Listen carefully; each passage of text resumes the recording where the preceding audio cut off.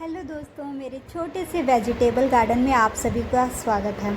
तो आज मैं आपके कुछ कमेंट्स का रिप्लाई करूंगी और कुछ हार्वेस्टिंग भी करूंगी और कुछ गार्डनिंग टिप्स भी दूंगी। तो वीडियो को एंड तक ज़रूर देखिए। वीडियो पसंद आए तो लाइक ज़रूर करें और कुछ भी पूछना हो तो कमेंट कर पूछ सकते हैं। मैं आपके हर कमेंट का रिप्लाई करूँगी। तो आज मैं क्या क्या हार्वेस्ट करने वाली हूँ वो आपको दिखाऊँगी। ये देखिए, मैं टोकरी लेकर आ चुकी हूँ। इसी टोकरी में हम हार्वेस्टिंग करेंगे सब्जियों की। तो अपने हाथों से लगाई सब्जियों को जब हम हार्वेस्ट करते हैं तो बहुत ही अच्छा लगता है। तो सबसे पहले हम करेंगे टमाटो की हार्वेस्टिंग, क्योंकि ये लास्ट स्टेज पे हैं। अब इसको निकाल कर हम नए पौधे लगाएंगे। तो टमाटो लगाना बहुत ही आसान है और इतनी अच्छी हार्वेस्टिंग मिलती है कि आप यकीन मानिए कि आप इतना खाएंगे और आपको पड़ोसियों को भी बांटने पड़ेंगे जब आप मेरी तरीके से लगाएंगे। तो अब तक हम 25 किलो टमाटर हार्वेस्ट कर चुके हैं और मैं इसकी वीडियो इसलिए नहीं शेयर कर पाई क्योंकि मैं घर पर नहीं थी। तो टमाटो बहुत ज़्यादा हार्वेस्टिंग के लिए हो गए थे तो मम्मी को हार्वेस्ट करने ही पड़े और मम्मी ने हार्वेस्ट करके कुछ रिश्तेदारों को भी दिए और कुछ स्टोर करके रखे हैं ताकि हमें लंबे समय तक टमाटर घर के ही खाने को मिलते रहें। तो जब लगाए थे मैंने आपको अपडेट दिखा था कितनी बम्पर फ्रूटिंग हो रही थी। ग्रीन टमाटो लगे थे सब, वो सभी हार्वेस्ट कर चुके हैं। तो एक मेरे पास कमेंट आया था जिसमें मुझसे पूछा गया था कि क्या मैं गोबर खाद का इस्तेमाल नहीं करती। तो मैं बता दूं कि मैं गोबर खाद का इस्तेमाल करती थी।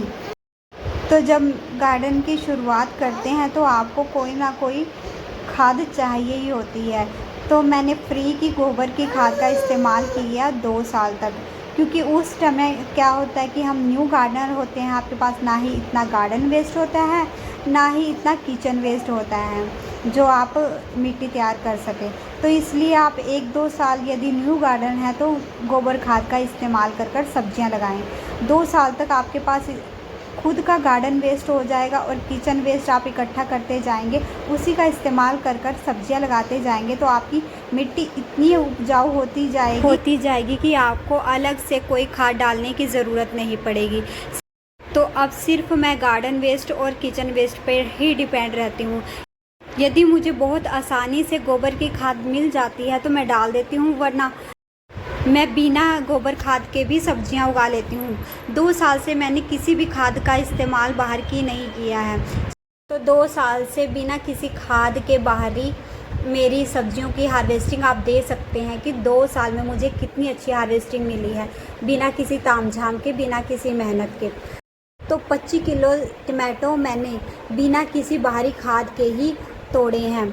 इतनी अच्छी हार्वेस्टिंग मुझे मिली है क्योंकि मेरी मिट्टी बहुत ही अच्छी हो चुकी है अब, क्योंकि ऑर्गेनिक मटेरियल जितना भी आप यूज़ करेंगे तो आपकी मिट्टी बहुत ही अच्छी होती जाएगी। यदि आप किसी भी केमिकल का यूज़ करते हैं तो आपकी मिट्टी में जो पोषक तत्व हैं वो लगातार घटते ही चले जाएंगे और आपकी मिट्टी बेजान हो जाएगी। तो आप ऑर्गेनिक चीज़ों का इस्तेमाल बहुत ही ज़्यादा करें ताकि आपकी मिट्टी और अधिक उपजाऊ होती जाए और आप लगातार छत से सब्जियां तोड़ते रहें और अपने किचन में इस्तेमाल करते रहें। और गार्डन में जो सब्जियां लगी हुई होती हैं तो वो अलग ही खूबसूरती देती हैं, वो आपके छोटे से गार्डन की शोभा भी बढ़ा देती हैं। तो इस तरीके से आप छोटी छोटी बातों का ध्यान रख के बहुत ही आसानी से बिना किसी बीज खरीदे, बिना किसी खाद के आप बहुत अच्छी हार्वेस्टिंग ले सकते हैं।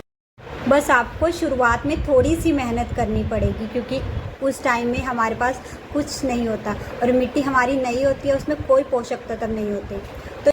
तो शुरुआत में आप गोबर की खाद का इस्तेमाल कर सकते हैं। तो ये देखिए बैंगन, पिछले साल से मैं लगातार इस वेस्ट बकेट से हार्वेस्टिंग ले रही हूँ। ये टूटे हुए स्टूल में लगा हुआ मेरा बैंगन का प्लांट है, इससे मैंने लगातार हार्वेस्टिंग की है और इस पर लगातार फ्लावरिंग और फ्रूटिंग होती जा रही है। तो ये 2-3 बैंगन लगे थे और छोटे छोटे बन भी रहे थे, तो छोटे छोटे तोड़ दिए हैं। जो मैच्योर से लग रहे थे वो हमने हार्वेस्ट कर लिए हैं। इस टाइम गर्मियाँ बहुत ज़्यादा हैं तो थोड़ा कलर बैंगन का बदल जाता है, इतना डार्क बैंगनी कलर नहीं आता, पर इसके अंदर सीड्स नहीं है, बिल्कुल ही सॉफ्ट बैंगन है। हमने इसको यूज़ करके देखा था, बहुत ही अच्छे बैंगन हैं। तो इस तरीके से आप आसान से लगने वाली सब्जियों से अपनी गार्डन की शुरुआत कर सकते हैं।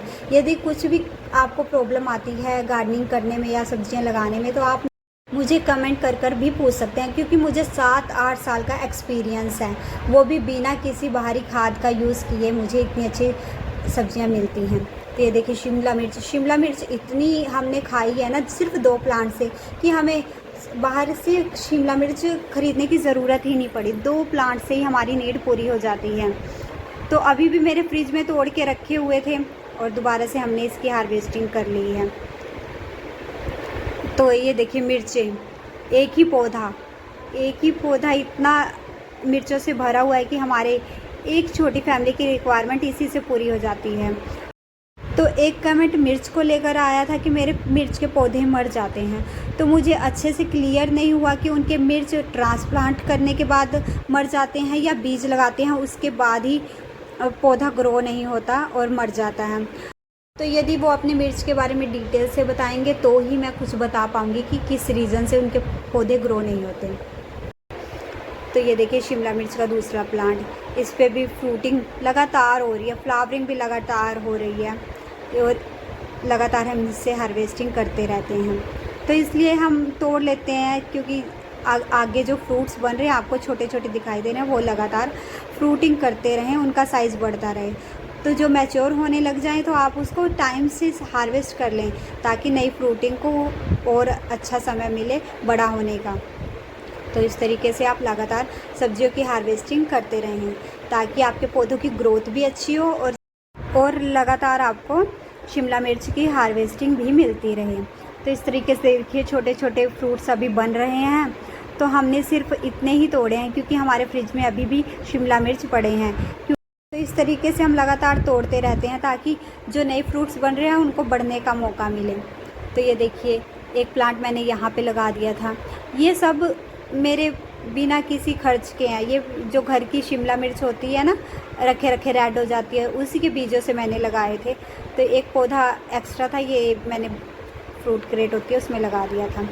तो ये देखिए हमारी हार्वेस्टिंग आज की।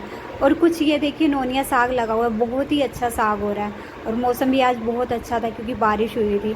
तो नोनिया साग हम आज हार्वेस्ट नहीं करेंगे, क्योंकि ये साग ऐसा है कि आपको जब भी चाहिए तो फ्रेश यूज़ कर सकते हैं। तो नोनिया साग बहुत ही आसानी से लग जाता है और गर्मियों में आपको साग खाना है तो ये साग ज़रूर ट्राई करें, बहुत ही टेस्टी सब्ज़ी बनती है इसकी। तो ये थी हमारी आज की हार्वेस्टिंग। आपको कैसी लगी कमेंट कर ज़रूर बताएं। तो ये देखिए लॉन्ग बीन्स पे दोबारा से फ्लावरिंग स्टार्ट हो गई है, तो दोबारा से हमें लॉन्ग बीन्स खाने को मिलेगी इतनी गर्मी में भी। तो इस तरीके से आप वेस्ट चीज़ों में लगा सकते हैं।